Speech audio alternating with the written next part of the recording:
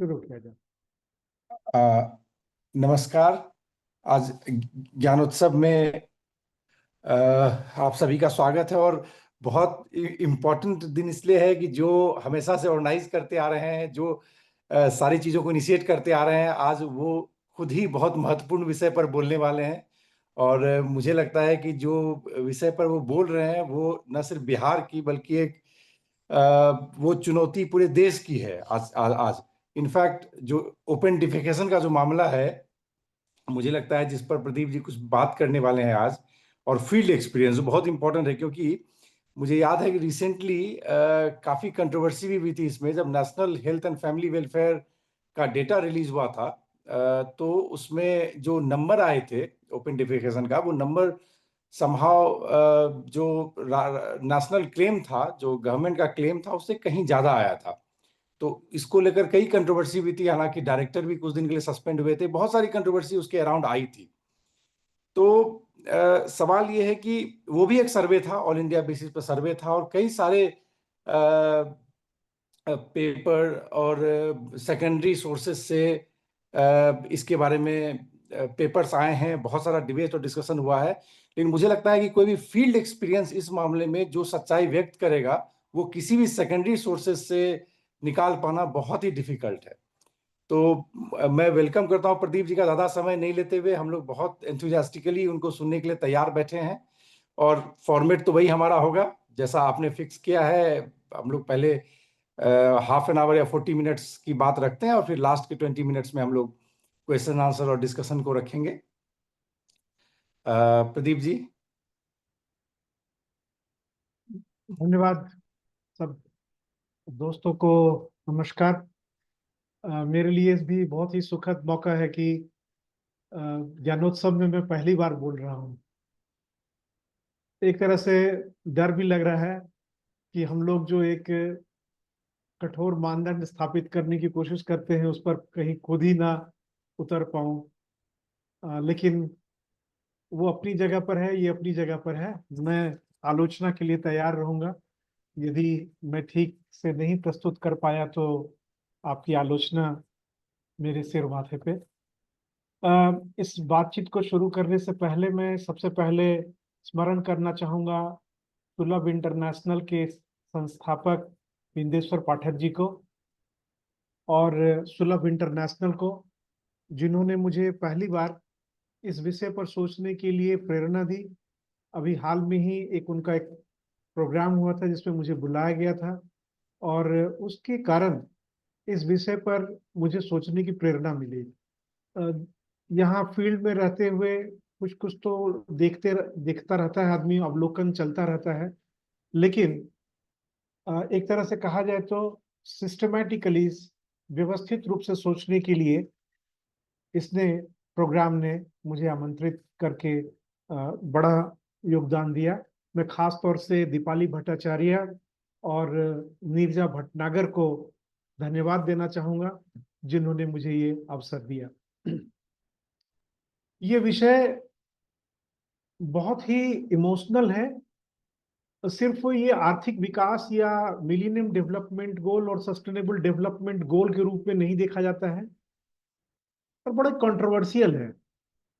इसमें ये ओडी, जिसको ओडिफिकेशन कहते हैं, खुले में शौच के लिए की जो समस्या है, इसको समस्या माना जाए या नहीं, क्या यह परंपरा का अंग नहीं है, इसके बारे में कोई नैतिक विचार होना चाहिए, या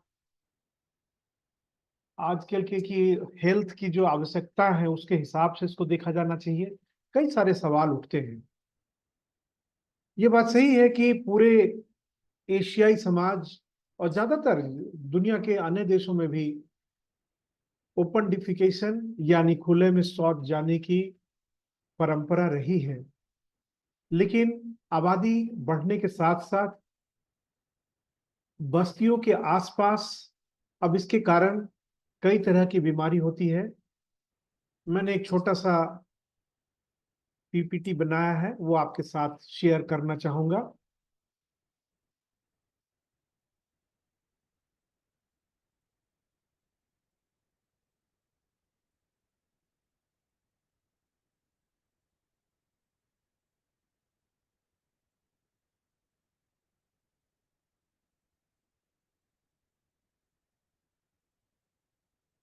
आप देख पा रहे हैं? जी, आ रही है बिल्कुल। तो फुल स्क्रीन कर देंगे तो बेहतर होगा। अभी करता हूँ। हाँ, इसको फुल स्क्रीन कहाँ से करेंगे? F5 से भी हो जाएगा, अच्छा, अदरवाइज नीचे ठीक है। नीचे नीचे बना रहा।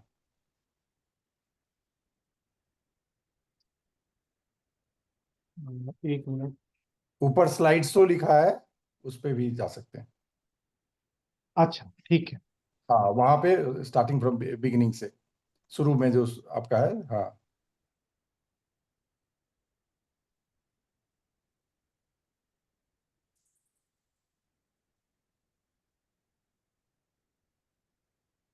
स्टार्ट फ्रॉम बिगिनिंग है ना। अच्छा, ठीक है।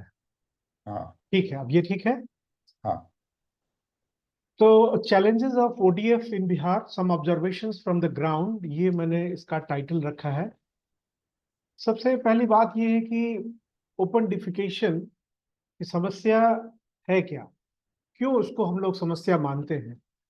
बिहार का जो हेल्थ इंडिकेटर्स है उसमें हमें दिखाई देता है कि इन्फेंट मोर्टेलिटी रेट या एमएमआर या और भी जो हेल्थ पैरामीटर्स हैं, टीबी, इसमें जितने तरह के हेल्थ पैरामीटर्स हैं उसमें बिहार बहुत ही नेगेटिवली देखा जा सकता है। एक तरह का जो माहौल गांव में खास तौर से रूरल एरियाज में है, हेल्थ के ऊपर एक्सपेंडिचर बहुत ज्यादा है, प्रायोरिटी में फूड और एजुकेशन से भी ज्यादा हेल्थ पे लोग खर्च करते हैं और बीमार पड़ के खर्च करते हैं। क्लीनलीनेस का एक बहुत बहुत भारी समस्या देखने को मिलती है। रोड्स और पाथवे जो हैं वो काफी वनरेबल है इस मामले में। और खास तौर से बाहर जो शौच के लिए महिलाएं जाती हैं उनको उनको अनसेफ, उनका जो सेफ्टी का एक है वो बड़ा ही गंभीर रहता है।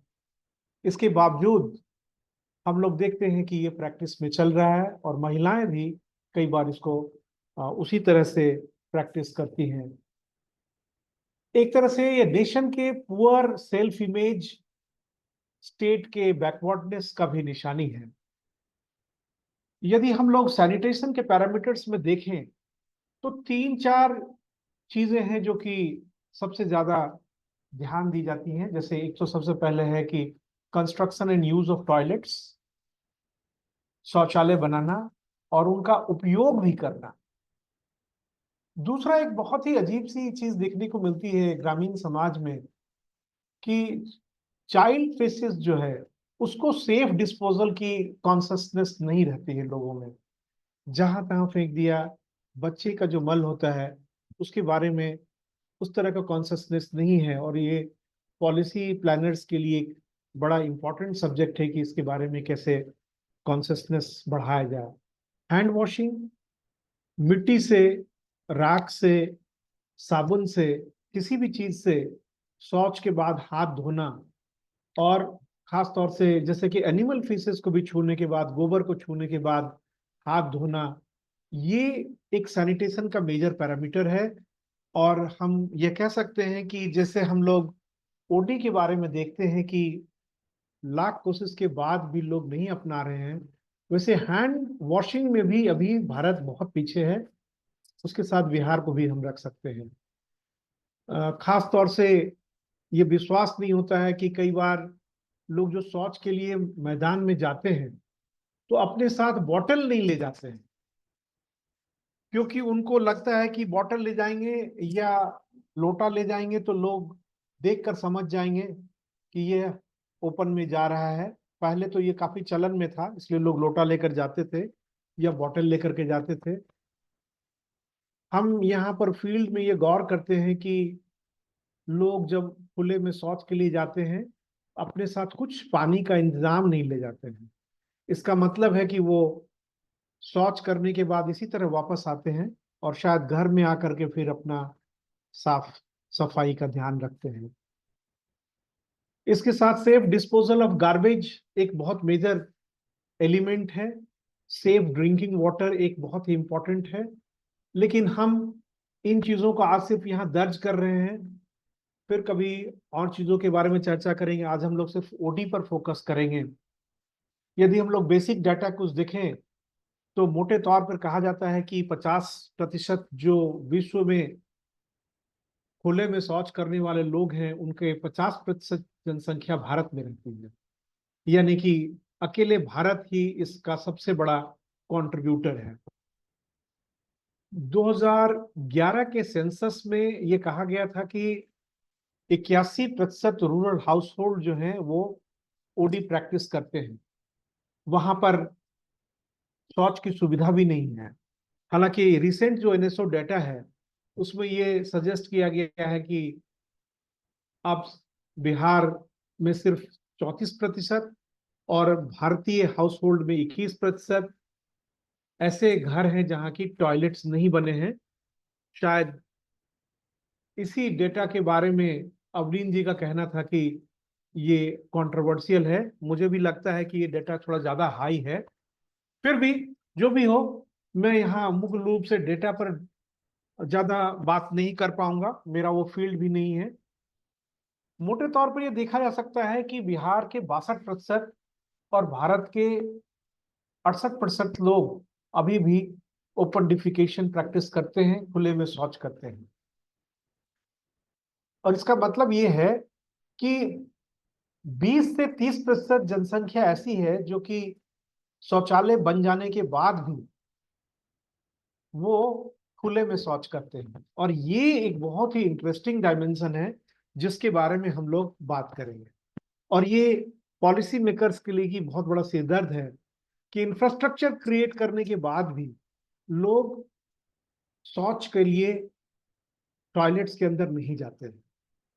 मेरा पर्सनल एक्सपीरियंस जो है, जो मैंने गौर किया है, वो दो इलाकों से, दो स्पॉट से हमने लिया है।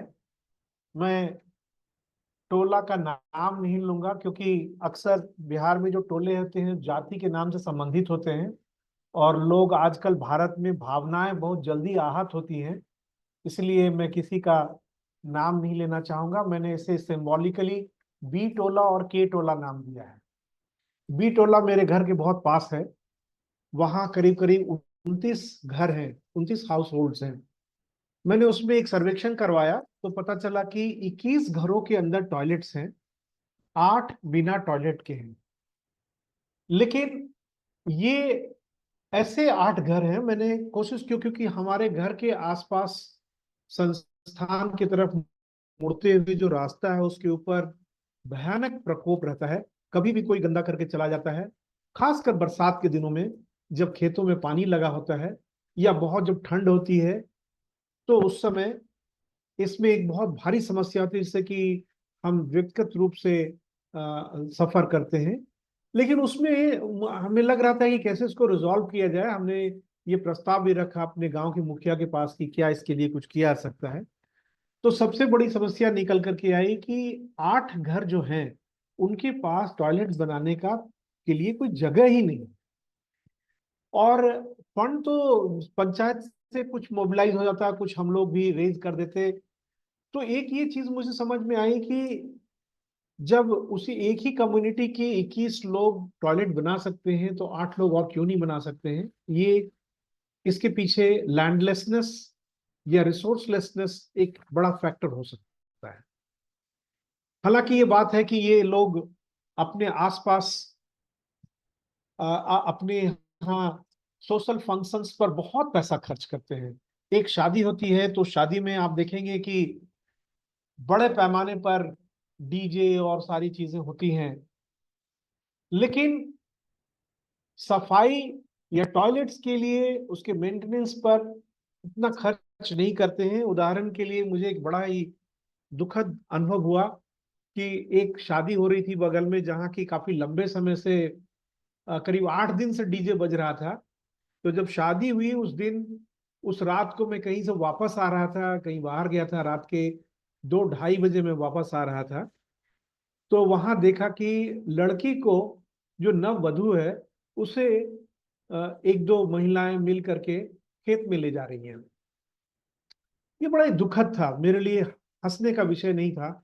मेरे लिए वो दुखद था कि वो लड़की जो आज जिसका विवाह ही हुआ है और जिसके विवाह पर इतना खर्च किया गया है, वह आज पहले ही दिन खेत में जा रही है। इसके लिए क्या करना चाहिए, ये उस समय से मन में घूमता रहता था कि ये स्थिति अच्छी नहीं है। इसी तरह पिंडारुच से एयरपोर्ट की तरफ जाते हुए रास्ते में एक टोला आता है, जिसे हम के टोला यहाँ बोलेंगे। उसके आसपास भूमिहीन दलित कम्युनिटी की बड़ी बस्ती है एक जगह। और उस जगह जो है, ज्यादातर जो बच्चे होते हैं वो हमेशा सड़क पे होते हैं ईजिंग के लिए। Occupy street. हमने एक बार पूछा कि बगल के खेत में भी जा सकते हैं, आप स्ट्रीट पर क्यों आते हैं, सड़क पे क्यों आते हैं? तो एक बहुत ही स्पष्ट सा जवाब था कि खेत वाले डांटते हैं, खदेड़ते हैं। सड़क किसी के बाप की नहीं है, सड़क मेरी भी है, इसलिए हम सड़क पर बैठ सकते हैं। ये जो सेंस ऑफ एक ये है कि सड़क सरकारी है, इसलिए सड़क पर किया जा सकता है, दूसरी जगह नहीं किया जा सकता है, यह भी एक विचारणीय विषय है। यदि कम्युनिटी स्पेस नहीं देगी तो जिसके पास जो उपलब्ध है वही लेकर के लोग आगे बढ़ते हैं। और मुझे एक आध बार ऐसा लगा कि जब हमने मना किया कुछ लोगों को, तो बिल्कुल मेरे घर के आसपास आ करके उन्होंने रास्ते पर ही शौच कर दिया। और मुझे बुरा तो लगा, पर मुझे तब जेम्स स्कॉट याद आया और मुझे लगा कि ये शायद उनका एवरीडे रेजिस्टेंस है।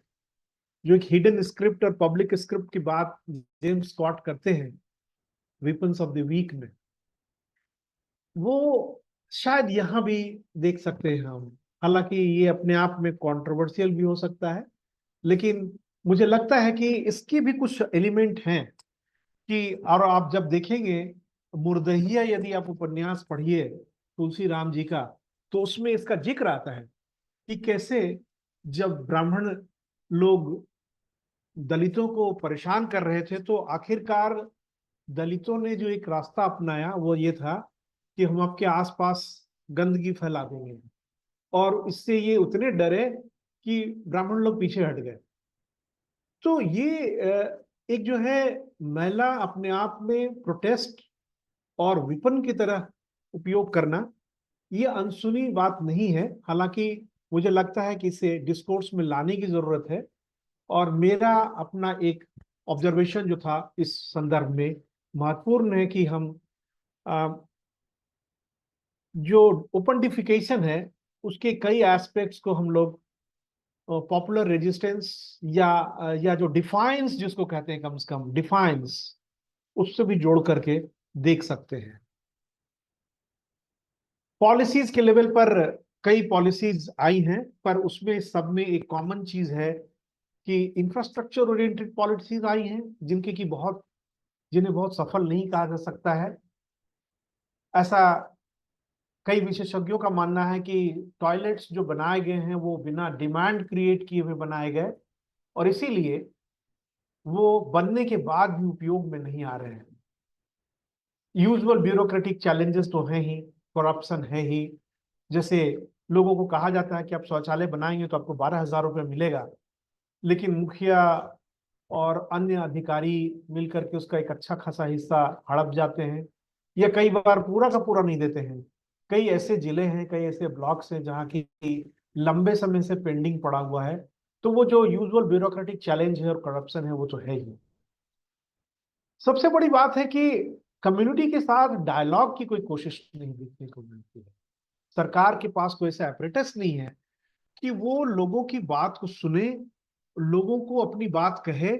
इसका कोई इंस्टीट्यूशनल मैकेनिज्म सरकार के पास नहीं। और इसीलिए एक तरह से देखें तो डिमांड साइड और सप्लाई साइड दोनों का प्रॉब्लम नजर आता है। इसके लिए कई तरह के सजेशन दिए गए हैं कि बिहेवियरल चेंज के करने की कोशिश करनी चाहिए जिससे कि डिमांड पैदा हो, और सप्लाई साइड को इंप्रूव करने के लिए इंफ्रास्ट्रक्चर बिल्ड किया जाए। और जब दोनों का सिंक्रोनाइजेशन होगा तभी ये ओडी खत्म हो सकता है। लेकिन पॉलिसी के लेवल पर ये एक कुछ स्टेप्स हैं जिनको हम देख सकते हैं। हम यहाँ पर कुछ थोड़ी सी चर्चा करेंगे कि जिनके पास टॉयलेट्स नहीं है उनकी बात तो समझ में आती है कि उनका रिसोर्सलेसनेस है, उनकी मजबूरी है। लेकिन जिन लोगों के पास टॉयलेट्स है, जो कि करीब 30 से 40% लोग तक हो सकते हैं, वो लोग क्यों नहीं इस्तेमाल करते हैं? एक तो टॉयलेट नहीं यूज करने के पीछे रिसोर्स और बिहेवियर इंपॉर्टेंट है, तो इसलिए मनी और स्पेस जो रिसोर्सेज है उसको देखा जा सकता है। पर एक बहुत बड़ा कारण ऐसा लगता है कि वाटर फ्लश जो है वो नहीं होने के कारण लोगों को बाल्टी में जो ले जाना पड़ता है पानी, वो एक बड़ी समस्या है। ओल्ड हैबिट्स की समस्या है। कई लोग बोलते हैं कि वो अंदर जा करके उन्हें बेचैनी महसूस होती है। और एक और जो जो ये ब्रॉड पॉइंट्स हैं, इसको जो हम थोड़ा डिस्कस करेंगे आगे, वो ये है कि एक टॉयलेट होता है, घर में 10 लोग होते हैं। एक ही समय में यदि एक से अधिक लोगों को जाना हो तो क्राउडेड एक ये होता है, तो मर्द लोग बाहर चले जाते हैं। शहरी मध्य वर्ग के लिए समझना बड़ा मुश्किल है, जहां की प्रत्येक माथे पर एक टॉयलेट होता है। 3 बेडरूम के अपार्टमेंट में 2 से 3 टॉयलेट्स होते हैं। पानी की व्यवस्था होती है, सफाई होता है, और इसीलिए उनको वो दिक्कत कभी महसूस नहीं हुई है। लेकिन 1 मिनट के लिए अगर कल्पना कीजिए कि एक ही टॉयलेट हो और 10 लोग हों और पानी उसमें नहीं है और बाल्टी में भर के पानी ले जाना है, तो वो एक दूसरे तरह का सिचुएशन क्रिएट करता है। और ये एक महत्वपूर्ण अ, एक बात है।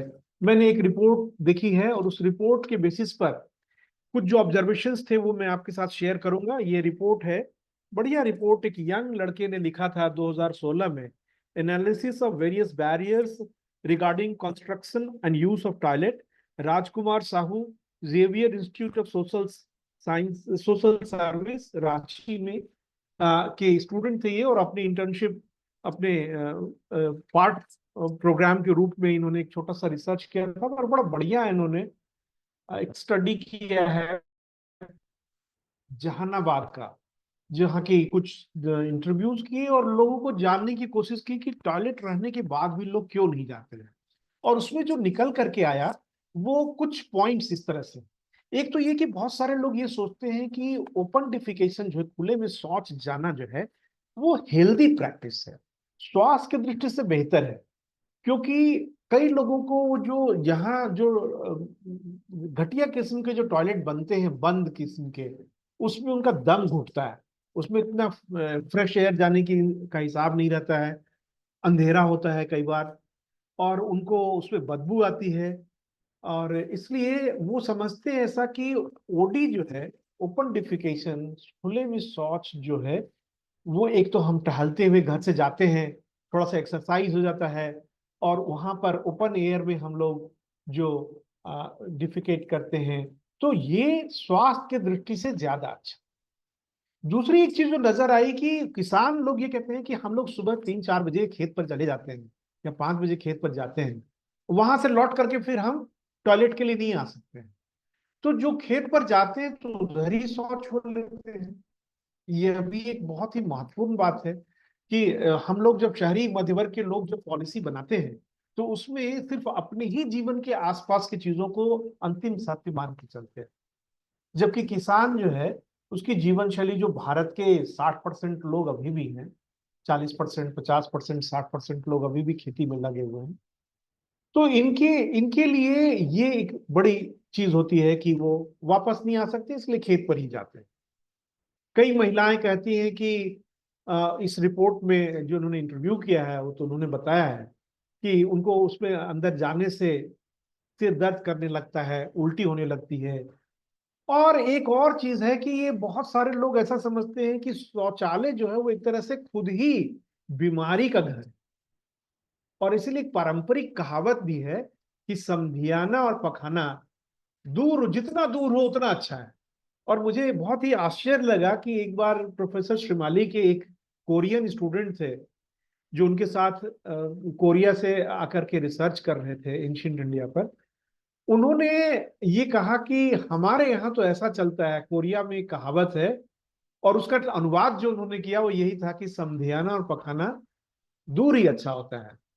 और ये उन्होंने उस समय समधियाना के कॉन्टेक्स्ट में कहा था कि बेटी की शादी नजदीक नहीं करनी चाहिए उस संदर्भ में। तो मुझे लगा कि ये पूरा शायद एशियन कॉन्शसनेस का पार्ट है कि जो टॉयलेट्स हैं वो दूर होना चाहिए, क्योंकि वो सोर्स ऑफ डिजीज है। एक चीज ये समझने की है, आप बिहार में यदि चलेंगे तो देखेंगे कि बहुत सारे अच्छे लोग बहुत हॉन्क करते हैं, मोटरसाइकिल का हॉर्न बजाते हैं, कार का हॉर्न बजाते हैं और बहुत ही गंभीरता से उसको लेते हैं। और वो ये कहते हैं कि हम लोग जिम्मेदार नागरिक हैं, कोई अचानक ना आ जाए और कोई दुर्घटना ना हो जाए, इसलिए हम हॉन्क करते हैं।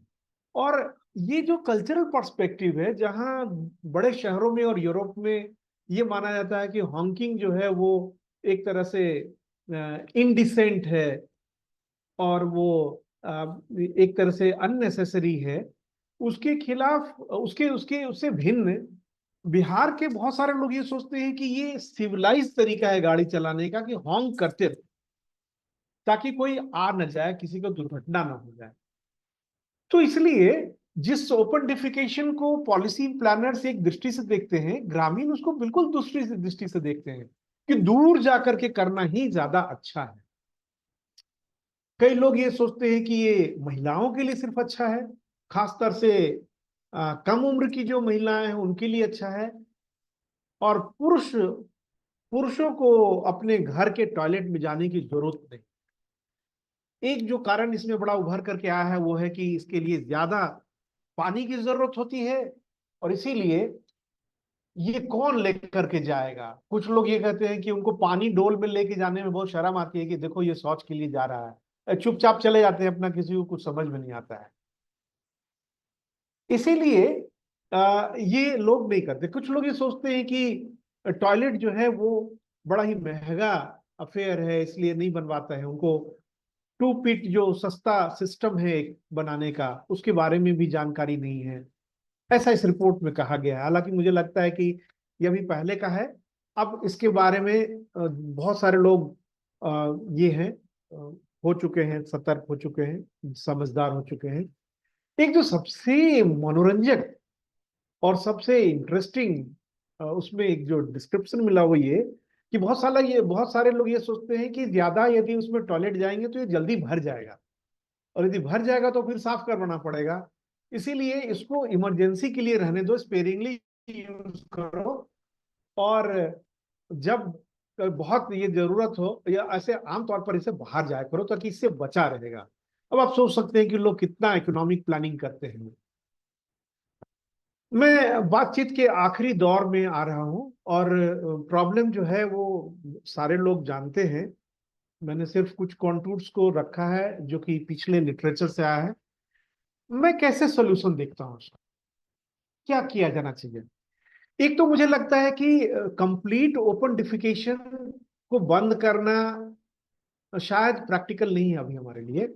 इसलिए हम लोग बस्तियों के आसपास और पाथवेज में इस पर ज्यादा फोकस करें कि लोग सड़कों पर, पगडंडियों के किनारे या आसपास और बस्तियों के आसपास न करें। कम से कम इतना तो जरूर करें, धर्म स्थान के आसपास वहां न करें।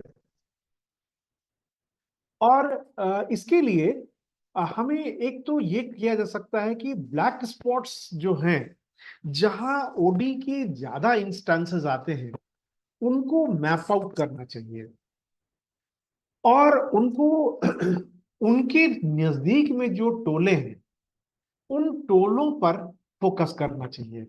मैंने ये समझा है, हो सकता है मैं गलत हूं, ये मेरा प्रस्ताव है कि गांवों को फोकस करने की बजाय, टारगेट करने की बजाय टोलों को फोकस करना चाहिए, जिसे हम उसको निर्मल ग्राम योजना नहीं, निर्मल टोला योजना।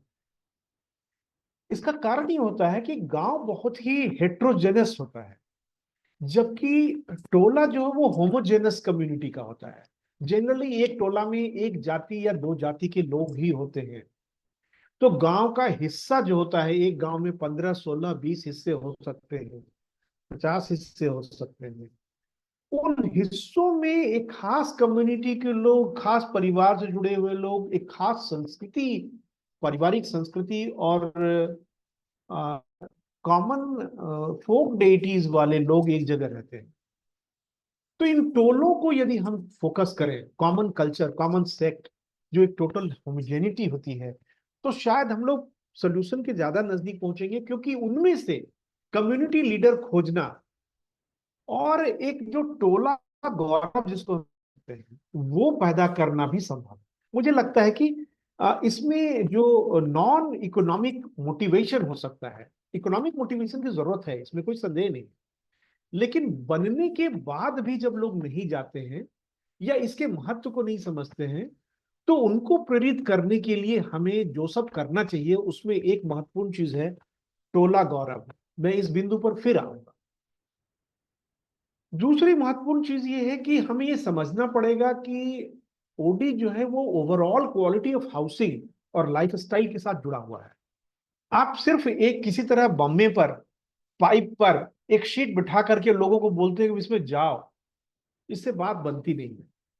जो ओवरऑल हाउसिंग को क्वालिटी जब तक इंप्रूव नहीं करता है, और उसके साथ साथ overhead water tanks, wash basin, larger size toilet room, हो सके तो टाइल्स, ये जब तक हम पूरा एक सेट बढ़िया बना करके नहीं देते हैं जिसको कि साफ रखा जा सके, इसमें कोई संदेह नहीं कि शौचोपरांत जो पानी डालना पड़ता है, और यदि आप जरा अपने अपनी हम लोग घर शहरी मध्य वर्ग की कल्पना करें कि यदि बार बार बकेट में पानी लेकर के जाना हो और एक बार में कम से कम 3 बार पानी लेके जाना हो, एक बार पहले, एक बार फिर हाथ धोने के लिए, फिर एक बार ऊपर से डालने के लिए, तो कितनी असुविधाजनक चीज हो जाएगी।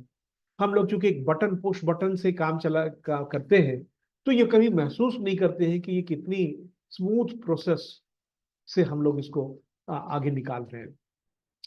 तो एक ये चीज है, पूरा इसको जो इसको समझने की जरूरत है कि क्वालिटी ऑफ हाउसिंग के इंप्रूवमेंट के साथ भी ये जुड़ा हुआ है।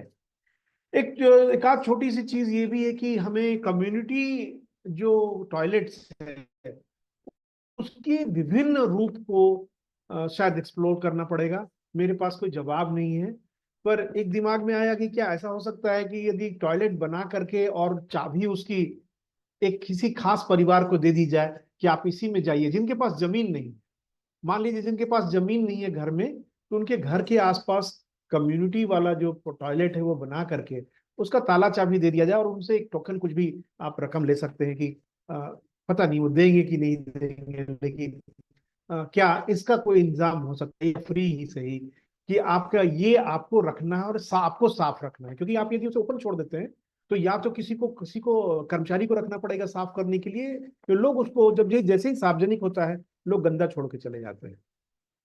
और एक और चीज है लाइफस्टाइल के साथ, और एक ऐसे भी कि कुछ लोग ये वकालत करते हैं कि पनिशमेंट का भी इंतजाम होना चाहिए, जिसमें कि लोगों को पता हो कि कि यदि आपके घर में टॉयलेट है और आप नहीं उसका उपयोग कर रहे हैं, तो फिर आपको सजा मिलनी चाहिए।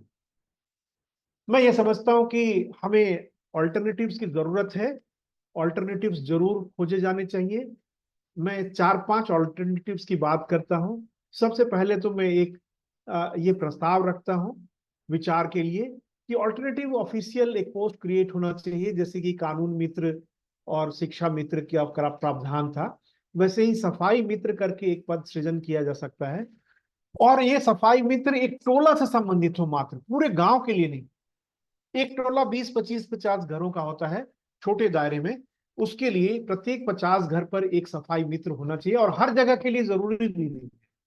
जो ओडी प्रोन एरियाज हैं, जहां की बहुत ज्यादा, जिनको कि हम ब्लैक स्पॉट कहते हैं, ब्लैक स्पॉट्स के आसपास जो है कम से कम सफाई मित्र की नियुक्ति होनी चाहिए। दूसरा है, मेरा सुझाव यह है कि ऑल्टरनेटिव लीडर्स खोजने चाहिए, ओपिनियन मेकर्स, और उसमें भी एक नाम लेता हूं भगतों का। जो हमारे लोक देवता होते हैं उनके पुजारी अलग होते हैं, और उनका बड़ा ही एक जो सांप झाड़ते हैं, झाड़ फूक करते हैं, शामन्स कह सकते हैं, या शामिल तो थोड़ा और बड़ा कॉन्सेप्ट हो जाता है।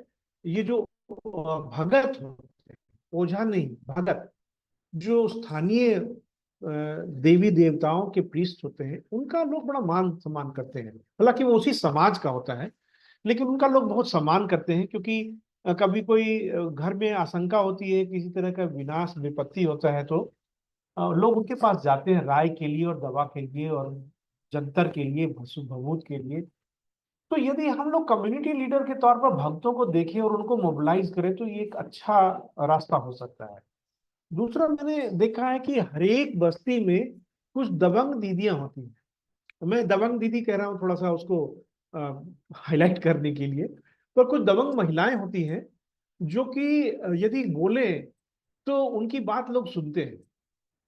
तो जो नेचुरल लीडर होता है उनको अपॉइंट करना चाहिए, उनको कोऑर्डिनेशन में लाना चाहिए, और उनके थ्रू ये मैसेज कन्वे करना चाहिए कि हमें खुले में शौच नहीं करना है, और खुले में शौच के नुकसान क्या है, और यदि जाना भी है तो दूर जाना है, सड़कों के किनारे बस्तियों के अगल बगल नहीं करना है। तीसरा जो चीज है मैंने रखा, ऑल्टरनेटिव मीडिया। बहुत सारा आपने दूरदर्शन पर देखे होंगे कि शौच के लिए बहुत सारे मैसेजेस उस पर आते हैं, खासकर सरकारी जो चैनल्स हैं। पर उनका कोई फायदा नहीं होता है, क्योंकि आप इन घरों में कहीं भी टीवी नहीं देखेंगे। जो जो शौचालय विहीन घर है उसमें कहीं टीवी नहीं होता है। तो मैसेज किसको दिखाते हैं? जिनके घर में शौचालय है उनको आप मैसेज दिखा रहे हैं, उसकी कोई जरूरत ही नहीं है। इसी तरह अखबार वो नहीं पढ़ते हैं कई बार। कुछ लोग पढ़ते भी हैं, लेकिन ज्यादातर लोग अखबार नहीं पढ़ते। इसलिए उनके ऐसे समाज में, ऐसे टोलों में नुक्कड़ नाटक एक बहुत ही पॉपुलर तरीका हो सकता है। इसके अलावा कई तरह के फोक आर्टिस्ट होते हैं जो कि गाना गा करके सुनाते हैं। हर एक रीजन का अपना अपना होता है। उन फोक आर्टिस्ट की मदद लेनी चाहिए जो गाना गा करके सुनाएंगे। वो लिख भी लेंगे अपना गाना, जो जो शौच नहीं जाना है, कैसे घर को बचाना है, वो लिख भी लेते हैं। उन लोगों की मदद लेनी चाहिए और उस पर खर्च करना चाहिए ओपिनियन बिल्डअप करने के लिए। इसके अलावा मुझे लगता है कि ऑल्टरनेटिव कॉन्ग्रेगेशंस ऑर्गेनाइज करना चाहिए, कीर्तन, मिलाद, कथा, इस तरह की चीजें, जहां के लोगों को बुलाया जाए और वहां उनसे संकल्प लिया जाए कि हम लोग सफाई बरतेंगे, अपने घर के आसपास कचरा नहीं फेंकेंगे, बच्चों के का जो फीसेज है उसको कैसे डिस्पोजल करेंगे, गोबर का डिस्पोजल कैसे करेंगे, क्यों हाथ साफ रखेंगे। तो सफाई अभियान में ये जो रिचुअल्स होते हैं इनको भी प्लेटफॉर्म की तरह जोड़ना चाहिए। उसमें इसके लिए भी कई बार कहा जाता है कि सफाई ईश्वर का रूप है, तो उसको जरूर उसको कॉन्वे किया जा सकता है। और एक ऑल्टरनेटिव के तौर पर हम लोग टोलों के लिए कुछ ऐसा हम लोग इंसेंटिव रख सकते हैं कि यदि आपका टोला, अभी क्या होता है कि ओडीएफ जिसको बोलते हैं, ओपन डिफिकेशन फ्री, उसका सिर्फ मतलब होता है कि सभी घरों में शौचालय बन गए। उन शौचालय का उपयोग हो रहा है नहीं हो रहा है ये कोई नहीं जानता है, उसके ऊपर कोई सर्टिफिकेशन नहीं है, तो उसका कोई मतलब नहीं है। आप ओडीएफ विलेज हो जाएंगे और पता चलेगा कि 40% लोग, 50% लोग अभी भी सड़कों पे और खेत में जा रहे हैं। तो टोला प्राइड का एक ये रखना चाहिए, गौरव, टोला गौरव।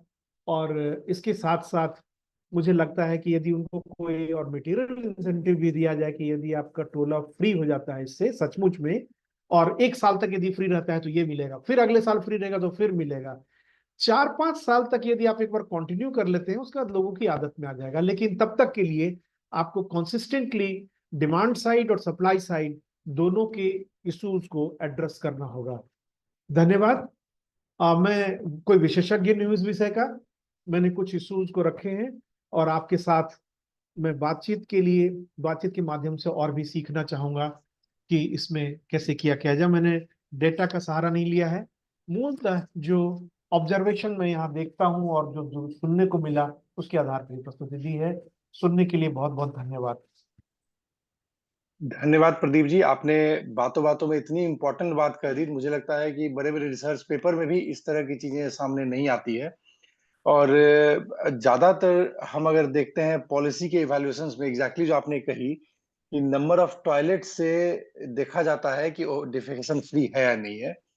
तो मुझे लगता है आपकी बातों में बहुत सारी बातें ऐसी निकल कर आई है जो पॉलिसी डिस्कोर्स का पार्ट नहीं है, उसे होना चाहिए। खासकर मुझे लगता था आपके जो सॉल्यूशंस हैं मेरा पर्सनली मैं काफी ध्यान से सुन रहा हूँ कि बहुत इंपॉर्टेंट ये है जिस तरह के विकेंद्रीकरण की आपने बात की, जो विलेज के हेट्रोजेनिटी की आप बात कर रहे हैं, ये कहीं ऑफिशियल डिस्कोर्स में यूजुअली होता नहीं है। हालांकि ग्राउंड लेवल पर ये हेट्रोजेनिटी बहुत जबरदस्त होती है।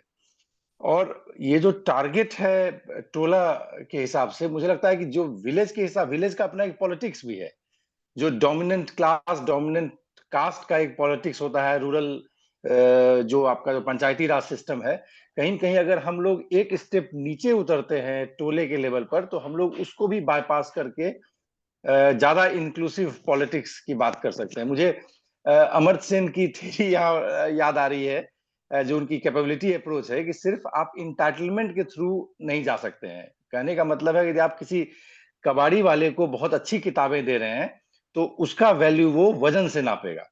सबसे बड़ी बात है कि चीजों की महत्ता क्या है, उसका बेस्ट पॉसिबल यूज क्या हो सकता है, जब तक ये बात नहीं समझी जाए, तब तक किसी भी पॉलिसी का, किसी भी इंटाइटलमेंट का, किसी भी प्रोविजन का बेस्ट उपयोग नहीं हो सकता है। ठीक इसी तरह से मुझे लगता है आपकी बातों से क्लियरली निकल रहा है। एक तो हमने जो सरकार इंफ्रास्ट्रक्चर की भी जो बात कर रही है, टॉयलेट की भी बात कर रही है, वो नंबर ऑफ टॉयलेट भी इंफ्रास्ट्रक्चर के रूप में कंप्लीट इंडिकेटर नहीं है, क्योंकि उसकी साइज और उसके साथ जो आपने कॉम्प्रिहेंसिव उसके सपोर्ट सिस्टम की बात की, भाई टैंक की बात, ऑटोमेटिक वाटर सप्लाई की बात कर रहे हैं, उसके नंबर ऑफ टॉयलेट्स जो पर पर्सन के हिसाब से कर रहे हैं, इन सब चीजों का मुझे लगता है ये सारे जो ऑब्स्टेकल हैं, ये सारे जो इंडिकेटर्स है इंफ्रास्ट्रक्चर को, वो भी ध्यान में रखा जाता है। आपने एक टॉयलेट बना लिया घर में, आपको ये नहीं पता कि पर पर्सन क्या टॉयलेट का रेशियो है। तो मुझे लगता है कि कई सारे जगहों पर आपने अपनी बात रखी है। एक तो इंफ्रास्ट्रक्चर जो हो रहा है उसकी भी मेजरमेंट सही नहीं है, उसको बहुत डीपर मेजरमेंट की जरूरत है, उनके कॉम्प्लीमेंटारिटी की जरूरत है, उसको देखने की जरूरत है, जो कॉमन नोशन है उसको चेंज करने की जरूरत है। और जो आपने सॉल्यूशन प्रोवाइड किया, मुझे लगता है कि सिंपली फैसिनेटिंग है, और ये इस पर और भी अच्छे से काम करने की जरूरत है। डेटा भी है, और मुझे लगता है कि मैं बल्कि आपको रिक्वेस्ट करूंगा कि आप इस इशू को थोड़ा ऊपर ले जाइए, और थोड़ा और फील्ड सर्वे के साथ इसे और कॉम्प्रिहेंसिव बनाइए। फिलहाल मैं रिक्वेस्ट करता हूं, अगर कोई क्वेश्चंस और कमेंट है, brief questions and comment, please हमें डिस्कशन स्टार्ट कर सकते हैं।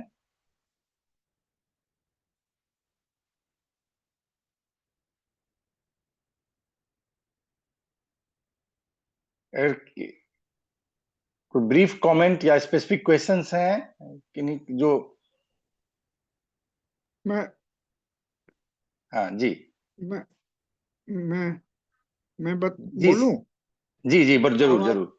मेरी हाँ, आवाज आवाज आ रही बेसिकली है, आवाज आ रही है, उधर हाँ से बिल्कुल आप बिल्कुल। लोगों की आवाज थोड़ी कम आ रही है। एनीवे, हाँ सबसे पहले तो प्रदीप जी को बहुत बहुत बधाई, क्योंकि यह हम लोग की आम भाषा में जो अति साधारण लोग हैं उनको भी समझ में आने वाली भाषा थी, और उनका जो बहुत सारे उनकी प्रस्तुति थी अपने निजी अनुभव पर आधारित था। तो ये बहुत ही अच्छी बात है। मैं समझता हूँ कि आर्थिक जो पहलू है समाज का, वह सबसे बड़ा इसका एक कारण हो सकता है। जैसे उन्होंने सही कहा कि यही नहीं बल्कि जो आदत होती है, the old habit die hard वाली बात है। तो उन सारी चीजों को हमको लगता है कि जो एक समय में हम लोग के स्कूल डेज में गांव देहात के स्कूल में जो हम लोग पढ़े थे, तो उस समय निश्चित रूप से नाखून देखा जाता था, बाल ठीक से कटा हुआ है या नहीं, कपड़ा ठीक से पहने हुए, कपड़ा मतलब जो भी कपड़ा होता था मतलब साफ सुथरा होना चाहिए। लेकिन उस समय चूंकि हमारी प्राथमिकता नहीं थी कि मतलब टॉयलेट में जाना चाहिए, और वहां पर स्कूल में भी टॉयलेट नहीं हुआ करता था, हम लोग पोखरा तरफ उधर नदी नाला तरफ चले जाते थे। तो एक तो कारण है कि मतलब बच्चे को जो उनका शुरू से जो ट्रेनिंग होनी चाहिए वह उसकी कमी होने के कारण भी है। और अभी जो टोला मोहल्ला में जो वो एक तरह से पॉलिटिकल जितना भी स्कीम आती है सरकार की इससे संबंधित, तो वहाँ के जो लोग होते हैं, मुखिया वगैरह होते हैं, तो उन लोगों को देते हैं क्योंकि उनको कोटा पूरा करना होता है। तो जमीन, जैसे उन्होंने कहा कि मतलब उनके पास जमीन नहीं होती है घर के आसपास, तो जिनके पास जमीन होती है उनको जबरदस्ती चाहिए या ना चाहिए। जैसे मैं अपने ही बारे में बता रहा हूँ कि मेरे घर में ऑलरेडी टॉयलेट है, तो तीन टॉयलेट है ऊपर नीचे मिला करके। पता चला कि मेरे घर के पीछे गड्ढा खोद करके और चला गया। तब हम लोग को जानकारी मिली, माँ थी नहीं। बोला किस लिए एक गड्ढा खोदा, किसने खोदा? तो बोलता है मुखिया साहब आए थे, आपको एक टॉयलेट दिया, शौचालय दिया गया है।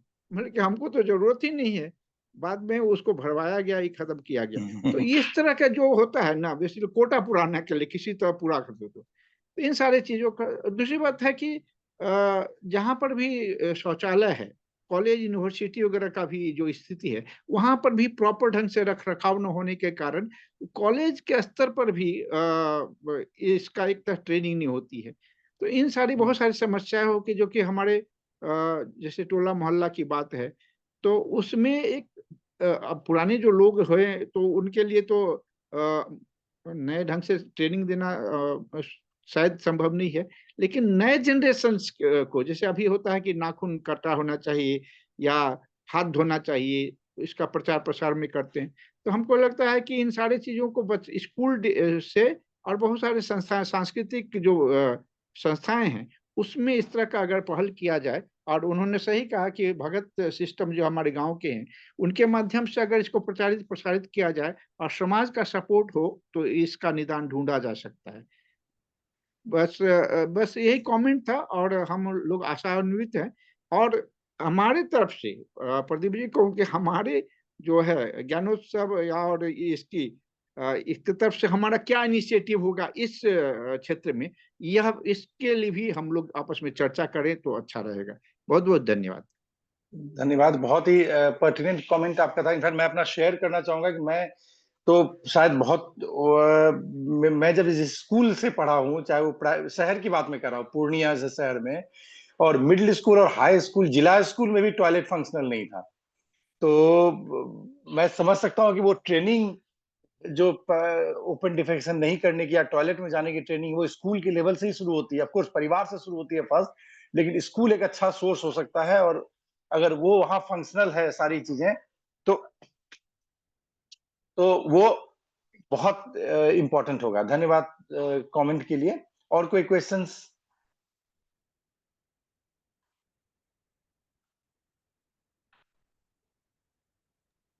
Avanindra, may I ask a question? जरूर, अवश्य। प्रदीप जी, बहुत बहुत धन्यवाद। आपने बड़ा महत्वपूर्ण ढंग से इसको सामने रखा और बड़ा ग्रास रूट एक्सपीरियंस को आपने आर्टिकुलेट करने की कोशिश की है, और बड़ा ही प्रैक्टिकल सजेशंस भी है। एक बात मैं समझना चाह रहा हूँ, ये सुलभ शौचालय का भी जो मॉडल था, उस टाइम में जब हम लोग पटना में थे, तो इस बात पर बहस की शुरुआत हुई थी, और फिर बाद में बहस कहीं खो गई, मुझे लगता है। बात ये है कि जो टॉयलेट हम लोग बना रहे हैं, उसमें हम लोग जो नीचे टैंक बनाते हैं और उसमें जो टॉयलेट जमा होता है, और जहाँ पानी का लेवल ऊंचा ऊपर है, 10-12 फीट 15 फीट पे मिल जाता है, वहाँ पे एक समस्या हो रही है उसके मिलने से जॉन्डिस होने की संभावना की। और ये बात जब हम लोग थे पटना में, तो पटना में बहुत जोर शोर से चली थी कि पटना में जॉन्डिस का बड़ा कारण था सुलभ शौचालय और जो अंडरग्राउंड सेप्टिक टैंक्स वगैरह है। शौचालय का जो मॉडल है, उसमें ज़्यादातर जो अर्बन एरियाज में, बड़े शहरों में होता है, उसको ड्रेन करके बाहर निकाल देते हैं। लेकिन जो जिस मॉडल पे हम लोग ऑपरेट करते हैं, उसे बाहर निकालने की कोई गुंजाइश नहीं है, तो पूरा धरती के अंदर ही जाता है, और उसमें पानी के साथ कंटेमिनेशन की संभावना बनती है, खास करके जो बाढ़ग्रस्त एरिया है उसके लिए। कभी क्या इस पे कोई विमर्श हुआ है? दूसरी बात है जो आपने कही, उसमें एक प्रैक्टिकल प्रॉब्लम जो लोगों को हो रहा है, उसका क्या निदान है, खास करके जहाँ पानी की कमी रहती है? शौचालय के लिए बहुत पानी की जरूरत है। क्या कोई मेकशिफ्ट अरेंजमेंट या और कोई तरीका हो सकता है? मैं देख रहा था कहीं मॉडल किसी ने डिस्कस किया था यूट्यूब पर ही, जिसमें ऊपर के कमरे में शौचालय था और नीचे एक कमरा सा बना हुआ था, जहाँ की शौचालय के बाद उसके ऊपर कुछ घास फूस डाला जाता था शौच के बाद, और वो फर्टिलाइजर में कन्वर्ट हो जाता था और नीचे से उस फर्टिलाइजर को निकालने का कोई इंतजाम किया हुआ था। किसी गांव में, महाराष्ट्र के किसी गांव में ये एक्सपेरिमेंट किया गया है। तो क्या दूसरा भी कोई एक्सपेरिमेंट है बनिस्बत इसके कि सीधा उसको अंडरग्राउंड डंप कर दिया जाए? क्योंकि एक गांव में जब इतने सारे शौचालय बनेंगे तो वाटर के मिक्स होने की संभावना तो बनेगी।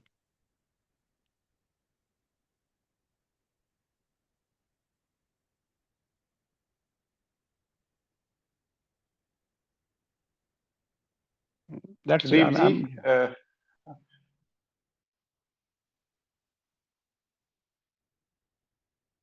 जी, जो ये डिफरेंट मॉडल्स है इसके बारे में चर्चा होती रही। मेरा इंटरनेट अनस्टेबल है इसलिए मैं कैमरा नहीं ऑन कर रहा हूँ। जो बहुत सारे मॉडल्स हैं, लेकिन ये बात सही है, खास तौर से देखा जाता है कि जो जिनके पास जमीन की कमी है उनके यहाँ तो और भी ज्यादा दिक्कत होती है कि उनका जो चापाकल है और जो टॉयलेट है दोनों बिल्कुल पास पास होता है, जबकि उनके बीच में कम से कम 10 से 15 मीटर की दूरी होनी चाहिए। लेकिन छोटे घर में, खासकर जो गरीब परिवार है जिनके पास जमीन नहीं है, उनका तो चापाकल और उनका शौचालय यदि बनाते भी हैं तो वो बिल्कुल अगल बगल ही होता है।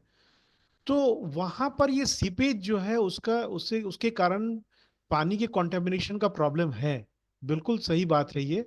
और इसका क्या समाधान निकाला जाएगा, इसका टेक्नोलॉजिकल सोल्यूशन कई बार चाइना ने ये, या सुलभ ने भी कई खोजा है, हालांकि वो अभी प्रैक्टिकल नहीं हुआ है कि पानी विहीन वाटरलेस यूरिनल्स और वाटरलेस, ये इसका कैसे इसको खोजा जाए। इलेक्ट्रिसिटी से बर्न करने का भी एक ऑल्टरनेटिव है। लेकिन ये सब एरिया है जिसमें कि अभी काम चल रहा है। और जिस तरह का बड़ा सीवेज सिस्टम बड़े शहरों में बनाया जाता है उसको अल्टीमेटली आप करते क्या है, फिर आप नदी में जाकर के गिरा देते हैं, तो नदी कॉन्टेमिनेट होता है। तो इसीलिए ये एक बहुत बड़ी समस्या है कि जहाँ पॉपुलेशन का कंसंट्रेशन होगा वहां पर आप इसको कैसे ट्रीट करेंगे, ट्रीटमेंट प्लांट या इसको कैसे क्या करेंगे, ये एक बड़ी समस्या है। और इसका कोई समाधान, समुचित समाधान, व्यवहारिक समाधान अभी तक दिखाई नहीं पड़ता है। धन्यवाद। और कोई प्रश्न?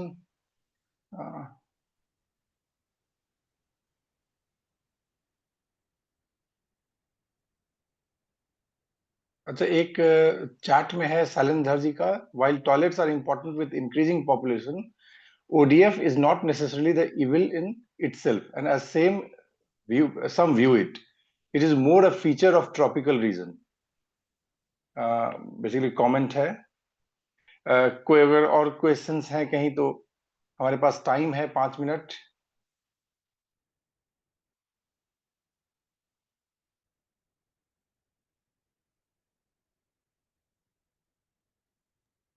क्या ये सिर्फ ट्रॉपिकल रीजन का ही प्रॉब्लम है या बाकी जगह हिस्ट्री के एवोल्यूशन में, ह्यूमन हिस्ट्री के एवोल्यूशन में एक फेज रहा है जब ऐसा रहा है और धीरे धीरे ये ठीक हो गया है?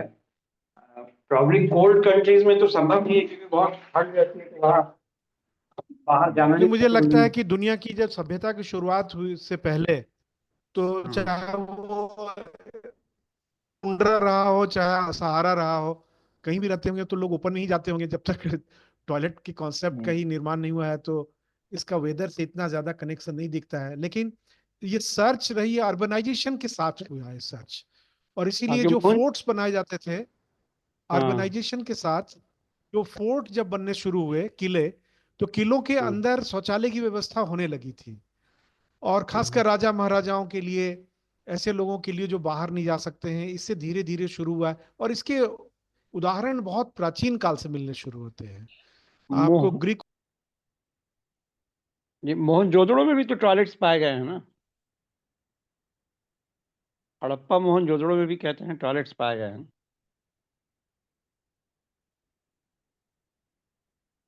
प्रदेश भी डिस्कनेक्ट हो गया लगता है। हाँ, एक थोड़ा सा उसको लेकर है कि स्नानागार है या, इसलिए मैं अब समाप्त करता हूँ। अविनिंद जी, आप अपनी टिप्पणी के साथ इसको आगे रखिएगा, मैं अब कनेक्ट नहीं कर पा रहा हूँ। ठीक है। धन्यवाद प्रदीप जी, बहुत ही जबरदस्त बात आपने कही। मुझे लगता है कि इसको और भी आगे ले जाने की जरूरत है, क्योंकि जिस तरह का ऑफिशियल डिस्कोर्स हो रहा है, ये सारे मेजरमेंट को क्वांटिटेटिवली मेजर किया जा रहा है कि नंबर ऑफ टॉयलेट्स कितने हैं, या पॉलिसीज को एक बहुत बड़े सक्सेस के रूप में देखा जा रहा है, क्योंकि उसको सही तरीके से फील्ड वर्क के थ्रू इवैल्यूएट करने की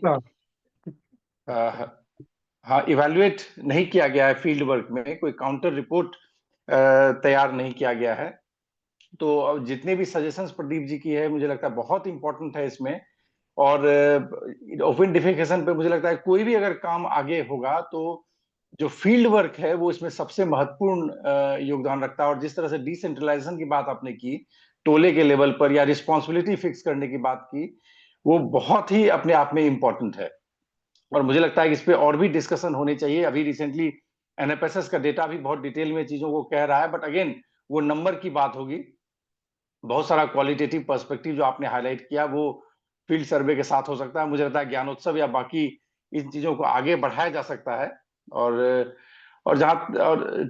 जस्ट टॉयलेट के बारे में मुझे लगता है कि जो मोहनजोदड़ो में, ये शायद जहां तक मेरी जानकारी है कि स्नानागार वगैरह तो बहुत क्लियर है, पर पता नहीं टॉयलेट और उसका जो सिस्टम है वो कितना। हाँ, तो वो थोड़ा सा डाउटफुल है। मेरी जानकारी थोड़ी लिमिटेड है। तो ठीक है, मुझे लगता है कि डिस्कनेक्ट भी हो गया है, इस उम्मीद के साथ कि ये शुरुआत है। ये बहुत महत्वपूर्ण इशू है, और बिहार के लिए और भी महत्वपूर्ण इशू है, क्योंकि ओपन डिफेकेशन का मामला वहां और अधिक हो जाता है जहां पर रूरल पॉपुलेशन ज्यादा है। मुझे लगता है बिहार के लिए बड़ा चैलेंज है, और मुझे लगता है कि इसके आगे भी इस पर और चर्चा की जरूरत है। और अब आगे शायद इनफैक्ट मुझे खुद ही लग रहा है कि इतनी सारी बात सुन करके मुझे भी कुछ सोचना चाहिए, देखना चाहिए क्या हो रहा है, इसकी क्या समस्या है, किस तरह की चीजें हो रही है। तो मुझे लगता है आगे भी इस पर चर्चा और होगी। इस बात के साथ ये समय भी हमारा हो गया है। धन्यवाद आप सभी का। बहुत बहुत धन्यवाद अवनीन जी। आपको यदि इस पर काम करने की इच्छा होने लगी तो इसका मतलब कि मेरा काम तो हो गया। नहीं, सीरियसली बहुत सारे पहलू जो धन्यवाद, आपने डाले बहुत वो बहुत मुझे धन्यवाद। मोटिवेट करने के लिए सफिशिएंट है, किसी को भी इस पर। धन्यवाद, धन्यवाद। धन्यवाद। हाँ, धन्यवाद। ओवर।